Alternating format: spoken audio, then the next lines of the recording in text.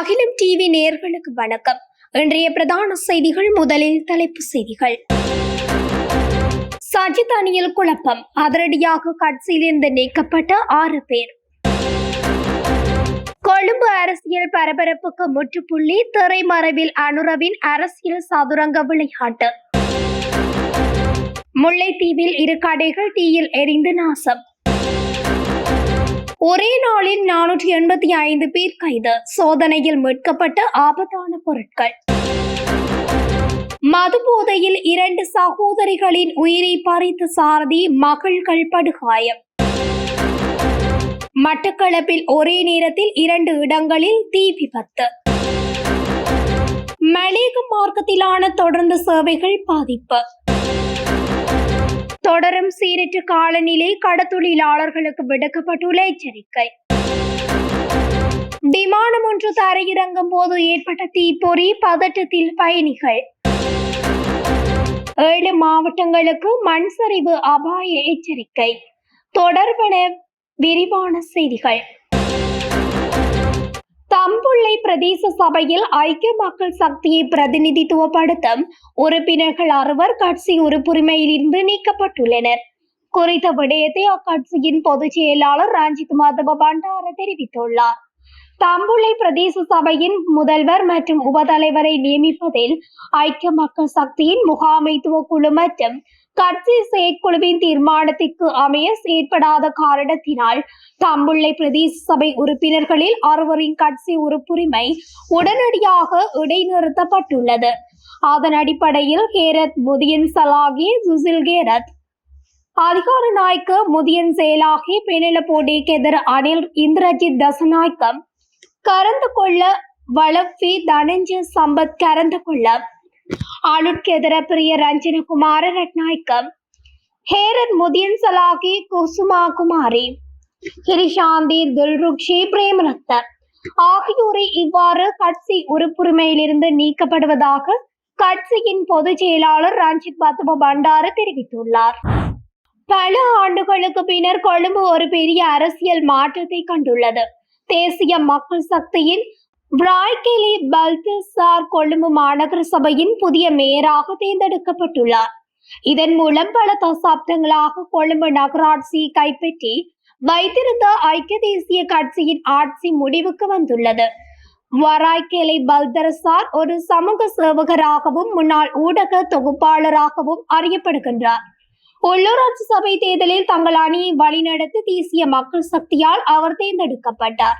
கொழும்பு மாநகர சபையின் 117 ஆசனங்களில் 48 ஆசனங்களை தேசிய மக்கள் சக்தி வென்ற நிலையில் எந்த ஒரு கட்சியும் பெரும்பான்மையை பெறாததால் மேயரை தெரிவு செய்வதில் குழப்ப நிலை நிலவியது.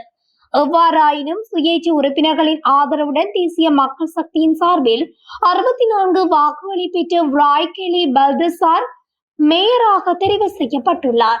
இதன்படி வரலாற்றில் 3வது முறையாக ஐக்கிய தேசிய கட்சியை பிரதிநிதித்துவப்படுத்தாத ஒருவர் கொழும்பு மாநகர சபையின் மேயராக பதவியேற்றுள்ளார்.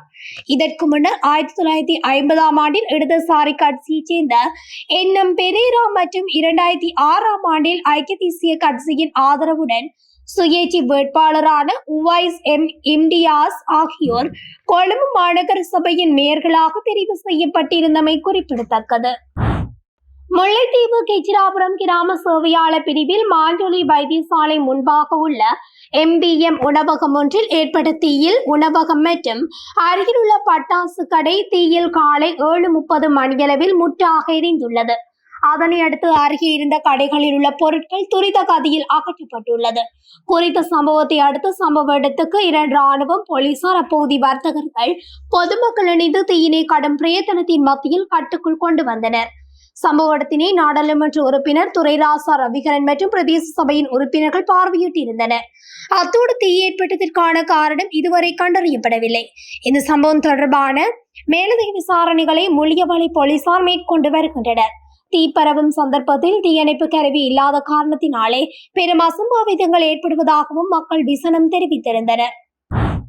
நாடளாவிய ரீதியில் நேற்று போலீசாரால் மேற்கொள்ளப்பட்ட விசேட சுற்றிவளைப்பு நடவடிக்கையின் போது போதைப் பொருட்களுடன் 485 பேர் கைது செய்யப்பட்டுள்ளதாக போலீஸ் ஊடக பிரிவு தெரிவித்துள்ளது. அதன்படி ஹெரோயின் போதைப் பொருளுடன் 141 பேரும், ஐஸ் போதைப் பொருளுடன் 163 பேரும், கஞ்சா போதைப் பொருளுடன் 165 பேரும், கஞ்சா செடிகளுடன் 4 பேரும், போதை மாத்திரைகளுடன் 12 பேரும் போலீசாரால் கைது செய்யப்பட்டுள்ளனர். ஒரே குடும்பத்தைச் சேர்ந்த 2 சகோதரிகள் பாதசாரி கடவை ஊடாக பாதையை கடக்கும் போது மதுபோதையில் சாரதியொருவர் செலுத்திச் சென்ற காரொன்று மோதி உயிரிழந்துள்ளனர். இறந்த பெண்களில் ஒருவரின் 2 பிள்ளைகளும் விபத்தில் படுகாயமடைந்து வைத்தியசாலையில் அனுமதிக்கப்பட்டனர். ஹொரணை கொழும்பு வீதியில் உள்ள கோரளவியம பிரதேசத்தில் உள்ள உறவினர் ஒருவரின் இறுதிச் சடங்குக்கு வந்த 2 பெண்களும் 2 பிள்ளைகளும் நேற்றிரவு அதே பகுதியில் உள்ள மற்றொரு உறவினர் வீட்டுக்கு திரும்புவதற்காக பாதசாரி கடவையில் பாதையை கடக்கும் கோணம்பொளவில் இருந்து கொழும்பு நோக்கி பயணித்த சொகுசு காரொன்று மோதியதில் இந்த விபத்து சம்பவித்துள்ளது. விபத்தில் படுகாயமடைந்து ஒரே குடும்பத்தைச் சேர்ந்த 2 சகோதரிகள் உட்பட 4 பேர் உடனடியாக வேதர வைத்தியசாலையில் அனுமதிக்கப்பட்டனர். அங்கு ஒரு பெண் சிகிச்சை பலனின்றி உயிரிழந்துள்ளார். விபத்தில் காயமடைந்து மரணித்த பெண்ணின் 11 மற்றும் 17 வயதுடைய 2 மகள்களும் அவரது சகோதரியும் களுபோவில போதனா வைத்தியசாலைக்கு அவசரமாக மாற்றப்பட்டனர். இதன்போது மற்ற சகோதரியும் சிகிச்சை பலனின்றி உயிரிழந்துள்ளார். இந்த விபத்தில் உயிரிழந்தவர் 45 வயதான பண்டாரகம கேகன்கொட பிரதேசத்தைச் சேர்ந்தவர் ஆவார். உயிரிழந்த அவரது சகோதரி வேறுபலை மாகல்கந்த அலுட்கென பகுதியில் வசித்து வந்த 3 பிள்ளைகளின் தாயான 50 வயதுடையவர் என தெரிய வந்துள்ளது. பலத்த காயமடைந்தவர்கள் விபத்தில் உயிரிழந்த சுரங்கிகா தமயந்தியின் 2 பிள்ளைகள் ஆவர். அவர்கள் தற்போது களுபோவில போதனா வைத்தியசாலையில் சிகிச்சை பெற்று வருகின்றனர். சந்தேகத்துக்குரிய வாகன சாரதி தனது 3 வயது மகளுடன் உணவு வாங்கிக் கொண்டு வீடு திரும்பிக் கொண்டிருந்த போது பாதசாரி கடவையில் இந்த விபத்து நிகழ்ந்துள்ளதாக தெரிய வந்துள்ளது. விபத்துக்கு பிறகு அவர் தனது மகளை அருகிலுள்ள வீட்டில் மறைத்து வைத்துவிட்டு போலீசார் அங்கு வந்தவுடன் சரணடைந்தார். விபத்து தொடர்பாக 28 வயதுடைய சாரதி கைது செய்யப்பட்டுள்ளார். வாழைச்சேனை போலீஸ் பிரிவுக்குட்பட்ட ஓட்டமாவடி பகுதியில் ஒரே நேரத்தில் 2 இடங்களில் தீ விபத்து ஞாயிற்றுக்கிழமை மாலை இடம்பெற்றது. கோரளைப்பற்று மேற்கு ஓட்டமாவடி பிரதேச செயலகத்துக்கு அருகிலுள்ள காணி மற்றும் புகையிரதம் செல்லும் ஓட்டமாவடி பழைய பாலத்தின் புகையிரத பாதை ஆகியவைகளில் தீப்பரவல் ஏற்பட்டது. ஓட்டமாவடி பிரதேச செயலகத்துக்கு அருகிலுள்ள காணியில் குப்பைகளுக்கு தீ வைக்கும் போது அங்கு தீப்பரவல் ஏற்பட்டிருக்கலாம் என சந்தேகிக்கப்படுகிறது. அதேவேளை ஓட்டமாவடி பழைய பாலம் புகையிரத வண்டி மாத்திரம் செல்லுவதற்கு பயன்படுத்தப்படும் பாதையாகும். அந்த பாலத்தின் ஊடாக வேறு வாகனங்கள் பாதசாரிகள் எவரும் பயணிக்காத நிலையில் மர்மமான முறையில் தீப்பிடித்துள்ளது. 2 இடங்களிலும் ஏற்பட்ட தீப்பரவல் கட்டுப்பாட்டுக்குள் கொண்டு வரப்பட்டது. சம்பவ இடத்துக்கு பிரதேச செயலாளர் ஏ தாகீர், பிரதேச சபை செயலாளர் வாழைச்சேனை போக்குவரத்து போலீசார் ஆகியோர் வருகை தந்து தீ பரவியதற்கான காரணத்தை கண்டறிய நடவடிக்கைகளை மேற்கொண்டு வருகின்றனர்.